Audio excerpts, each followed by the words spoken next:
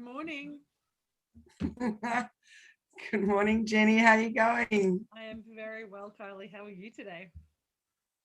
Good. I'm just trying to set up that new streaming thing. Well, not set it up. It should be just press that button and go. But it's Well, it sounds like it is because it's telling me we're custom live stream. We've got a custom live streaming service.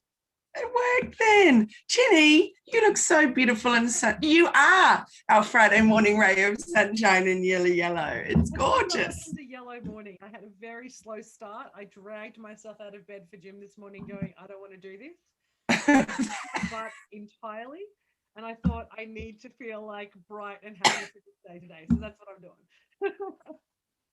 To be honest, I'm really glad to hear you say that because I just thought you were one of those that just bounced out of bed at 4 a.m. every day.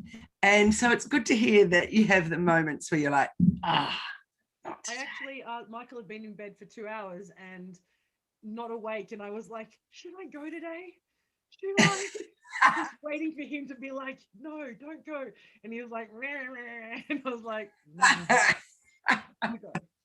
So, yeah, sometimes you have to do stuff. It's one of those things. I was thinking about it, thinking that there are days that I love it and would bounce out of bed and go, this is awesome. But today it was just not one of those days. And then it was a really ridiculously hard session. Look, I found it really hard. My colleague is like, she's like, this is tiring, but her heart rate didn't get up. I'm like dying. And because it was like ridiculous number of exercises and all planks and sit-ups between other things. And I was like, really? Okay. But then I feel good now. So obviously it's that, you have to push through that pain. It's like a great metaphor. I think sometimes you just have to do it. You push through that pain because you're going to feel good afterwards. You're going to, get the win or whatever it is after. I'm sure there's a great metaphor and a life lesson in there somewhere. You are so good, Jenny. So good. It's definitely my biggest struggle is if I don't feel like it, do I really have to?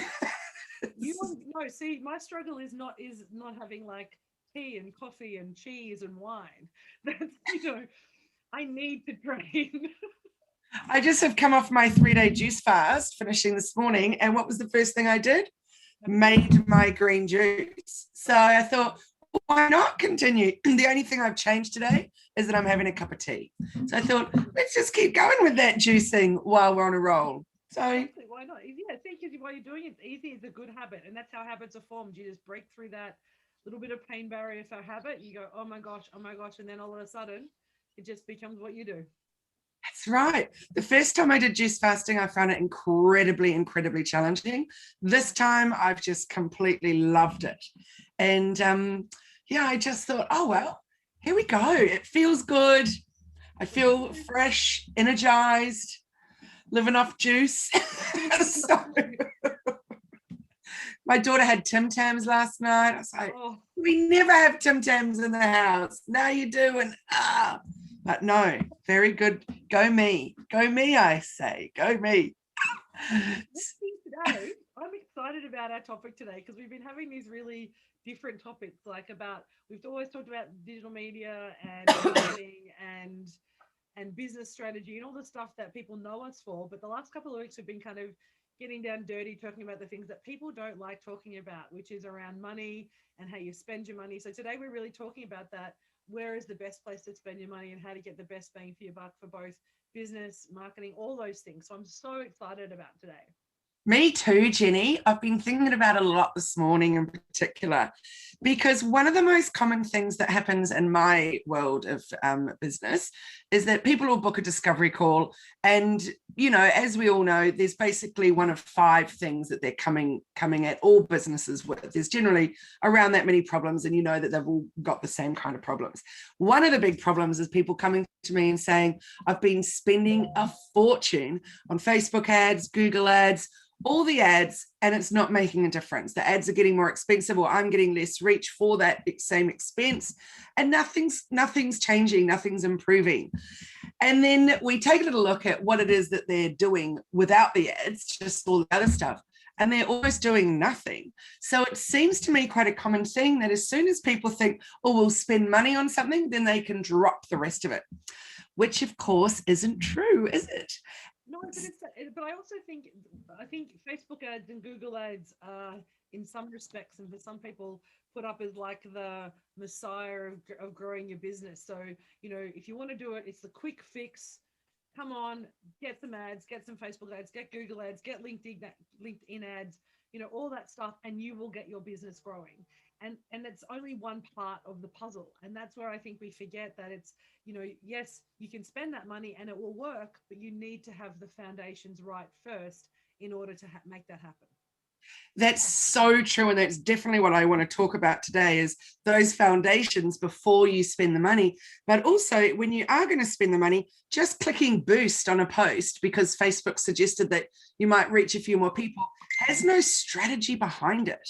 It's not sitting there about what it is. Oh, sorry, not let me start again. I just got a message from Honey saying she was in the waiting room, but she must be in a different place because she's not in this waiting room. So I'm not sure what's happening there. Anyway, so I'll leave the others to deal with that. So what I wanted to say though was that if you just boost a post, there's been no thought or attention to the entire ad strategy going on behind the scenes. So just putting some money on top of a post that you've already done and possibly haven't even thought through either is not really going to get you many results. So the problem with, you have to remember they're trying to make money. So yeah, also, yes, they might go, oh, this is an amazing post to boost, you should totally do it, but yes, it may not be, because yes, what they're trying to do is they're trying to get you to boost your post, because that's, as a free platform, that's where they make their money, and that's perfectly legitimate because that's their business. But we have to be mindful as business owners and say, where is that, and have that decision making, which I know we're going to talk about today. Yeah, so going ahead and just setting up your own Facebook ads, for example, I think it's no different to back in the days when I was doing, graphic designers, doing a lot of graphics work for people. So many, many years ago, I would have people come to me and I would be horrified with what they'd already made for themselves as a logo in PowerPoint using clip art, for example. Horrible stuff. Then Canva came along. So yes, people are able to make their own stuff that's better because there's some great templates, but still some horror stuff comes out of there. And so just because you can doesn't mean you always should, or maybe try and then seek some advice on it. Same with, if I've got a car engine problem, I'm not just going to look under the hood, go, oh, maybe I just need to tighten that or tweak that, and then off we go, because I can open the bonnet, so I may as well fix it. It's the same kind of issue. Yeah. So just because the ads are there doesn't mean that you don't really need to seek some advice around the best way forward, particularly around setting up your audiences and what is your outcome. Is it just that you want to get more followers? Is it that you want to drive people to your site? Is it, but then that said, is your site ready for conversions? So there's so many things to take into account. And of course, the same goes with Google ads. There's a gazillion different types of Google ads, and setting it all up correctly from the start is such an important thing. So I feel really sad when I just see money getting thrown down the toilet, really, because there's no clear direction about what they're meant to be doing with it. But also, I think a lot of people aren't aware that as soon as they start spending money, the organic reach goes down significantly, because Facebook goes, oh, yay, they're ready to spend money. So, yay, we're on a good thing. Exactly like you said, the platform's free. So where they make their money is in the ads. So tell me a little bit about your experience of it, Jenny. So I've never actually gotten into directly doing ads, because because I think for me in the work I do, a lot of mine's word of mouth, and we're having that conversation. In fact, I was actually gifted some Facebook ad credit, but I just went, after talking to you, I don't need to spend it right now, because I need to make sure everything else is in the row first. And I guess I'm a foundations girl. We know that. I like to get my ducks in a row before I actually start expanding and growing and doing the other things. So my experience has been, and with clients who've used it, they've had great experiences, but they're spending a large amount of money. We're talking $800 to $2,000 a month on ads in order to get their multi-thousand-dollar return. And it's that idea is that if you want to get high returns, then you have to actually put in a fair chunk of money at the front end in order to get that. So my experience has been that when you have everything in a row, it's great, but you can't, it's not like playing the lotto where I'm going to get the smallest quick pick and hope to get the $50 million. if you want to play and get the big returns, then you actually need to be committed and okay with spending the money in order to get those and generate those returns. And I think that's what I really like to talk about today, because when we're talking about spending money, because $20 here and there isn't going to get you the return, and it adds up in a small business. $20 a week, that's $1,000 a month. Sorry, $1,000 a year. And I know that doesn't sound much, but if you're doing that across multiple platforms, across multiple groups, and spending that much money, it adds up. And remembering that $20 right now, they might say, okay, it might reach 200 people or 2,000 people or whatever. But next week or next month, that same $20 will reach less people. So then they'll be trying to get you to spend more. And it just ends up being a big pit. That said, I definitely don't think that you shouldn't do ads or shouldn't spend money on it, but I think you need to do it strategically and really, really consciously choosing, first of all, let's talk about your customer avatars. Have you sorted out who actually is your audience? And organically, have you nailed your content? So are you getting good engagement on your organic content? Are people responding to your posts? Are they actually, clicking through in doing what you want them to do with your call to actions? Jenny, I'm not sure if you can see, but there's a bit of you're no sound. We can see your mouth moving, but no sound coming out. I will just keep talking about that. So basically from whether, for example, with Facebook or social media in general, have you nailed your organic posts? Have you really made sure that you're reaching the right audience, that you're getting the results that you want from what you're posting? Have you looked at your insights? What time you should be posting for the best reach, etc. Then if we look at, for example, Google, have you nailed your SEO? Have you renamed your images? Have you done your alt text? Have you done all the different things that you could be doing around that? Are you doing fresh content all the time by way of blogs, etc.? Because if you've done nothing and just got a stagnant website and then you put all this money into Google ads, should you possibly be doing Google shopping? There's so many different kinds of ad sets that you can do. So without those foundations, and that can be years worth of work or months worth of work or weeks or days, depending on how committed you are to making some serious fast changes. And I think, can you hear me now? Yes, great. Yeah, awesome. Sorry about that. I'm not sure what happened. So I think one of the challenge around that is also having that conversation, and you said it in passing, but it's actually the most important part of what you said, is what's the strategy? What are you doing it for? What are you trying to achieve?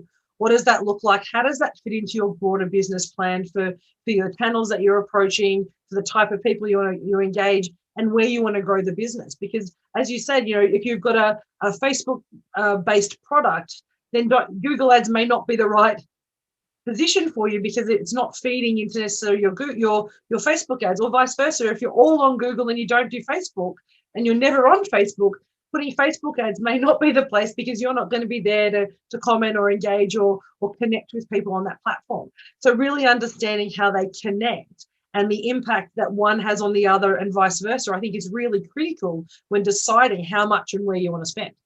Absolutely. And getting that traffic to your site by way of a paid ad is all very well and good. But then is that traffic going to convert? Yeah. Have you tested? Do you have a good website? Is the website actually engaging? Do people actually want to stay on it? Are they going to click? And my favorite piece that you always tell your clients in all your webinars is, what's the call to action? What is the step they want to take on that website? Is it easy for them to find? Or is it like an Easter egg hunt where they spend 5 minutes and realize they only got the tiny egg and they didn't want that one in the first place? That's right. And split testing on your site on every single page is important.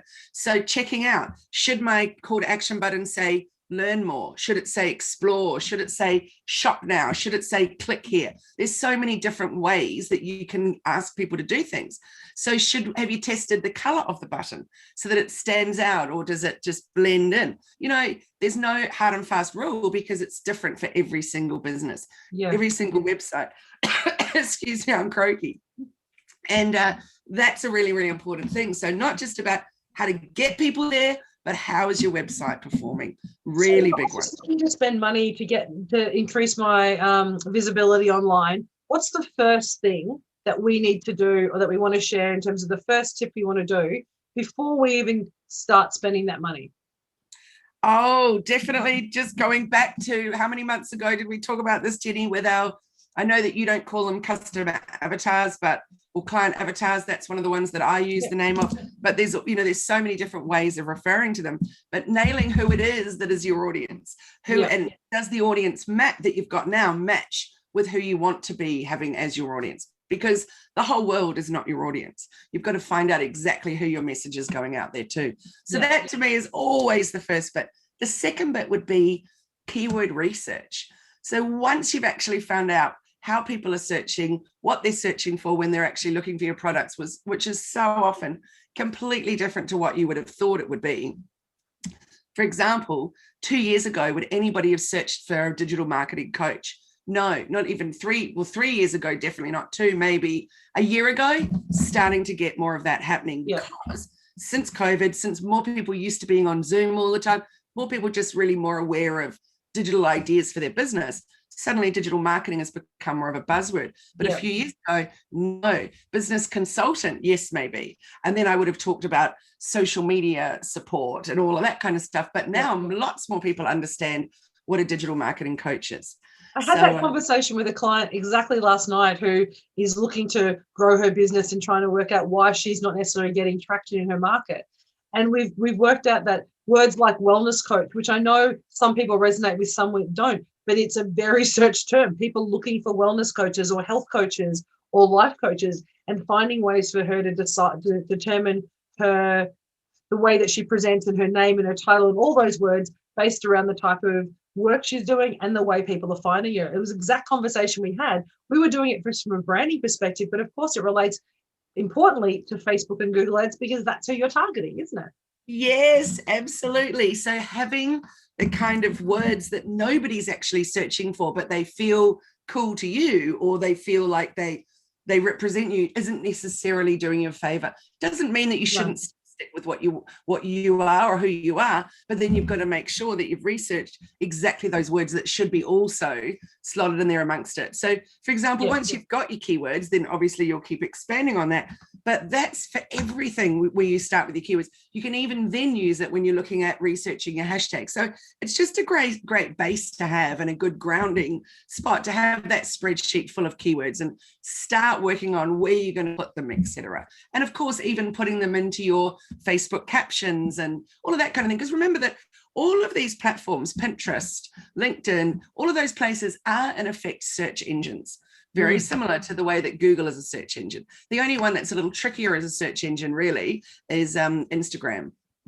But still, it is still very searchable. So yes, yeah. So what would you say? Sorry, go. Oh, so what would I say would be the first thing to consider? Yeah. So for me, it's looking at as a business. What I think part of the conversation is people and business owners are often scared to spend money. They're worried about if I spend money, what am I taking away from something else? If I spend this money, what does that look like? And I think as a business owner, being confident and brave to say, sometimes you do need to spend money to grow your business. You bought a laptop, you upgraded your laptop, you bought a microphone, you bought a camera, all these things you just did because you knew you needed them. So getting that conversation first about why it's important and what stage in their business they're ready to grow, what does that look like? And then actually starting that mindset or that essentially mindset conversation right from the start to say, okay, we're going to do organic Facebook and for the next 9 months. We're going to focus on that. And then when we get this particular target, set some ideas about the target, that's when we're going to start jumping into ads or pay or boosting or other things, because it's part of a broader strategy. And I think it goes back to that conversation you started with, which know what we're trying to do. So as a business strategist, as a coach, I would be saying, let's take a step back. Let's get comfortable with spending money. Let's look at what we need to spend and move forward. I always say to my clients, when you're spending money, and I did this with a client who was shiny thing syndrome in his business. If he could buy it, if you upgrade it, he would buy it. And I actually said to him, I said, well, you have a rule now when you spend money. You have to ask yourself, will this help me grow my business? And will this allow me to get more revenue? So they're the two questions that he had to ask every time you purchase something. So even if it was a coffee cup, I was like, does that coffee going to help you grow your business? And he'd be like, oh, and so we have this conversation, but getting that mindset to understand how and where to spend your money and be okay with that I think is really important, because then ads just become a tool that you use in the same way buying a new laptop or a screen for your office. Yes. And I think you could add an extra thing into that client, Jenny, and say, if you're buying a new thing, then you've got to let go of something else. Yes. Because I just had that conversation with the client this morning who was feeling a little stressed about the cost of a new monthly subscription. And I said, that other one, though, are you using that anymore now that you've really started enjoying using that? Because you don't need to keep it all. You regularly need to go in and assess, where am I spending money? So, and that's really tricky, particularly when you signed up to things that you just pay it yearly and it's automatically coming out of your account. I had the exact same scenario last night. I'd found a new platform I'd been using. I knew that my subscription was coming up for the other one. And what do you know? It came out a little earlier. Boom, there was another couple of $100. And I was like, damn. And then I thought, hang on though, I actually really love that one. I've been using it for a long time and they are slightly different. So I'm actually okay with having the two, but it's a really important thing to assess, where am I going with that? So I'd like to give in a little example with trying to just one example of ads. So if you were wanting to grow your followers, because maybe we're looking at brand awareness. So we're not talking necessarily about, you know, getting people to your site or making them buy something or book something. We're just talking at the moment about just growing awareness, perhaps. So growing your followers. So you've got some options there. You can either, you know, really put in the hard yards, and which is obviously what I love. Finding the groups that are really going to work for you, and putting value into places, and, you know, lead magnets, and offering amazing value where people can see you, get to know you, like you, trust you, all of that kind of stuff. So really amazing top of funnel stuff. You can go down that road. Obviously, that's the one that I would choose for everybody. The second road is that you could go out there and you could buy followers. So there's a lot of companies out there, a bit dodgy as far as I'm concerned. You can spend a whole lot of money or a whole little money, and you can get phenomenal amounts of people. Majority of them often tend to be fake accounts. And you'll find if you buy 10,000, over the next little while, you know, they'll dwindle off, or Instagram will go through and do a big clear out, and then boom, overnight you found that your followers have dropped by thousands because they weren't legitimate accounts. Yes. And also the main one for me with that is that, are they really your ideal audience, or are you just playing a numbers game because it looks better to have 1,000 than 100 followers? Yes. But actually, as I've said many times, it's better to have 100 followers that are authentic, that are the ones that are actually interested in what you're doing and what you're putting out there, than having 1,000 people that don't really care what you're doing. Just to play the numbers game. So there's that as the second option. The third option is that you could do targeted Facebook ads to be raising brand awareness and growing your account. So it all depends on, I guess, time. It depends on your budget. It depends on, and the budget also means around what kind of time you can put into the growing of it organically, because not everybody has that luxury. Even though I say that's the one that I choose and that's how I teach, it also isn't realistic for some people that might have, you know, 5 minutes a day, a week spare. So I can see where growing that on, you know, in an ad will be easier for them. But then at the same time, once they've grown that audience and they've paid for those followers, what are they going to do with them? Are you still then going to just keep targeting them with ads, or are you actually going to find a way to properly communicate with them where you're putting the time and the effort in and growing something? Yeah. And I think ads are really interesting. I look at a lot of the times I look at the Facebook ads that come up, and I guess it's in the business that we're in that we observe things and we kind of look at things probably in a different way with a different lens to others.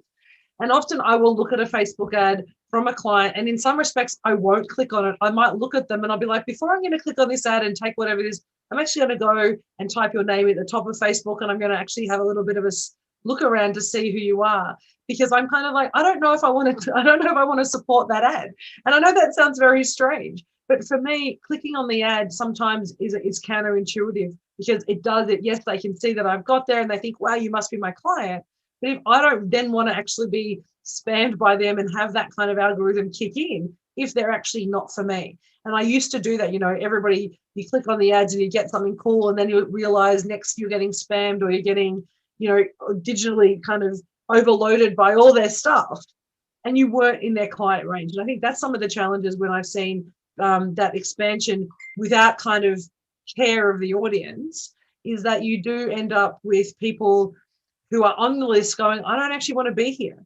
And then that's almost worse than not having them there in the first place. Yeah, absolutely. If they were just being nosy, if they're like your competitors or something, Yeah. then you've got to really strategically about what you're clicking on. But Mm. Jenny, I'd like to leave with my part of this with one top tip, and that's Yeah. with regards to around boosting. So most people know that boosting is really just for people that don't understand how to set up an ad strategy. But there is one time that a boost is actually okay. And I don't say that this should be your long-term strategy, but just from time to time, it can really work. And I've had some really great success with some clients with doing this. And that is that if you've got a post that's already getting really, really great engagement, so it could be leading somebody to buy something in a particular sale that you've got going on, like, an Easter sale or something like that. Excuse me, I'm just turning off my volume on the ding, ding, dings. So at that point, then it would be okay to boost a post because you've already got the engagement. So Facebook's already seen that post as being worthy. It's seen that post as being, oh, yay, that's a good one that people actually really want to know more about. So because it's got engagement, then give it a little bit of a boost. So think of that word boost and actually what it really means. It's easy, isn't it, to forget what those are and just think of it as a name, but actually it's about boosting something that's already getting a bit of a leg, or giving it a bit of a leg up to something that's already out there and doing well. So that would be the only time that I would ever suggest give it a boost if it's already doing well. But as I said, when you start putting money out there, they're expecting you to do it more and more. So your organic reach will drop. So it's a really hard juggle. So really, my final top tip would be stay away from spending the money until you know what you're actually doing, and until you're feeling ready to create an entire strategy around ads and where you want to head with that. What about you, Jenny? What would be your last tip of the day? I think it's probably similar, and I think we've stayed on this topic that while it's really important and really valuable as your business grows to consider new ways of advertising, that Facebook and Google Ads is not going to solve your problem, is not going to give you it's not going to be the answer to your problems or your concerns with your business. And it's also not going to be the magic bullet that helps you jump from one to another. It will certainly move that way, but it will only do that if there's a strategy and you have an understanding of why you're doing it and what the impact and outcomes you're going to get. Because setting KPIs, setting a plan and a goal for what you're doing it for is a really critical element when you're spending the repeated amount of money that you're doing. It's like joining a coaching program is how I would liken it. With Facebook ads and with any of the ad campaigns, you can't do it once and then leave for 6 months and then come back and do it again. Or you can, but you're not going to get the outcomes that you're looking for. You need to do it repeatedly. You need to be in there every week and sometimes every day doing the ads and doing the work so that you can get those returns. And I think until people understand that and you sit down and go, well, what's comfortable for me? How much do I want to do? How often do I want to do it? What are the types of posts? How do I A/B split test? All those things that you would develop in a strategy with people. There's no point in starting it because it's like starting a coaching program, having a great day, and then sitting on your hands for the next week and waiting for the next great day to come. Yes, it's wasting time and wasting money for you and also the people around you. That's right. So choosing strategically where you spend your money. Definitely. And you wouldn't go out or maybe you would, but I wouldn't regularly go out and buy myself a dress without trying that dress on and putting my thought into what do I need this dress for? Is it like if I went and bought a dress for the Oscars, but there was no Oscars event coming up for me in my near future. So then I've spent money and it's just sitting there. Not being used well. So Jenny, for a topic for next week, I've got an idea in the back of my mind, but have you got something that you would like to talk about that's super exciting? Well, I actually would love to have a conversation about looking at clients and the different types of clients we have. So it may not be next week, it might be the week after, is looking at the different life cycle and the stages of the clients that people have and the different ways that we need to address them, both in the way that we work with them, but also the way that we engage with them through digital marketing and all our communications around each of the stages of a life cycle of clients. But what were you thinking about? No, I think that's a wonderful idea, Jenny. And I've been doing a lot of research lately around percentages of client acquisition, and then so retaining those clients or the time and effort gone into getting new clients, et cetera, et cetera. So that's a great conversation. And then the week after, we could talk about women supporting women in business. So I just ran a workshop this week for Nortec and Small Business Connect, because the government is still supporting business owners with free learnings, which is fantastic. Which is amazing. So yeah, it's amazing for sure. So the workshop that I ran for them this week was all about women supporting women in business. And it just was so exciting. The people in the chat were just, blah, blah, blah. There was a lot going on. It was fun. And there's I couldn't get into it. Damn. It'll be on again. I think we're running it at the end of May, I think it is. Awesome. So but the topic, because we were doing so much research around that topic, and as you know, my meetup group is all about, women supporting women in business. It's Positive Passionate Business Women is the name. So it's something I'm really passionate about. I know it is something you're passionate about it too. It is 100%. So next week we're talking about client life cycle, and the week after we're going to be talking about basically working with women and women supporting women in business, which I think is an amazing topic and a really great way to end April. I don't know why, I just feel like it'll be the last day of April. So it's all second last day of April. It'll be a really great day to talk about and think about how we can do that more and more. So great topic. Fantastic. Great. Thanks, Jenny. So how can people get in touch with you? Thanks for asking. You can get in touch with me at Elephant in the Room AU. So that's at Elephant in the Room AU on Facebook and Insta. And through there, you can find my website, connect with me on email, send me a message. Let's have a chat. Fantastic. Thank you. And how about you? How do we get to you? Track me down at hellomedia.team, and all the other things are around there, the Instagram, the Facebook, the YouTube. And for those that don't know, on the YouTube channel, there's all of the recordings of our bite-sized conversations on Friday mornings. So you can go back and watch some. It's amazing the views that we've had, Jenny. Amazing. I know. And also we have one on our side as well, so we're doing the same recording. So again, it's about spreading the love. So you've got your followers who are following your YouTube channel, and then we've got our version on the Elephant in the Room. But because we're doing the split, people are searching for different words and different names, and it's actually helping boost the reach of both of those videos, which is phenomenal. Yay, helping more people. We love it. We do love it. Thank you so much for spending this time with me again this morning. It's gone so quickly this morning. Yes, doesn't it always? All right, so next Friday, let's talk about the customers, and off we go, and have a beautiful Friday. Have a great day, guys. Thanks for joining us. Bye now.